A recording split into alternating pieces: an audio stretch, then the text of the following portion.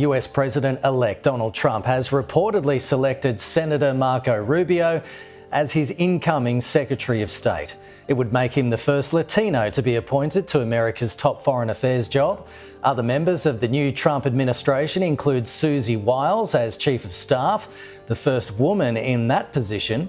Immigration hardliner Tom Homan has been named as Mr. Trump's border czar. He's reportedly asked Representative Mike Waltz, who backed efforts to overturn the 2022 election result, to be his national security advisor, while Robert F. Kennedy Jr. is expected to receive some sort of health advisory role. Mark Stone has the details. I think if you're sitting in London, Paris, Berlin, or any other Western ally of America, you'll be quite heartened by these appointments, given the people that could have been selected. There is Tim Walz on the left, Marco Rubio on the right, both from Florida. And Marco Rubio certainly is a very familiar face on the political scene in America for many decades, ran for president once, fell out with Donald Trump, now very much part of the MAGA crowd.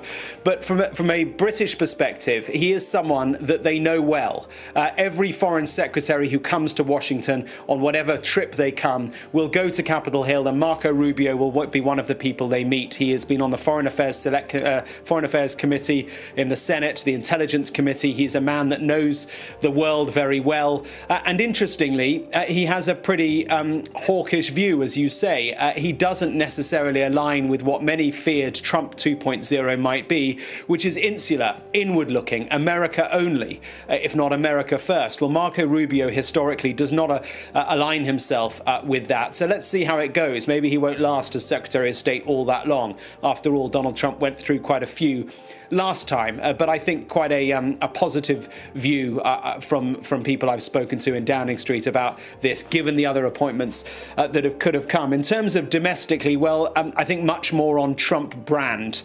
We have seen four appointments being suggested, although they can't all be confirmed as yet, and Trump likes to change his mind. But Kristi Noem is one, Elise Stefanik, Tom Homan, and Stephen Miller. These are all MAGA characters. They are all people who will be front and center of Donald Trump's domestic agenda. Kristi Noem is the current governor of South Carolina, a surrogate for Donald Trump for many, many years, and she is to be tipped to be Homeland Security Secretary, effectively America's Home Secretary. Elise Stefanik, well, look out for her in the UN, because she is to become the US ambassador to the United Nations. It will be she who clashes with those old stalwarts of diplomacy, hardliners like the Russian ambassador, the Israeli ambassador. There will be, I'm sure, hard discussions to be had in that chamber. And then Tom Homan and Stephen Miller, well, these two men will be front and center of America's new immigration policy, dealing with very difficult issues like the mass deportations that Trump has promised and many say will be very hard to achieve.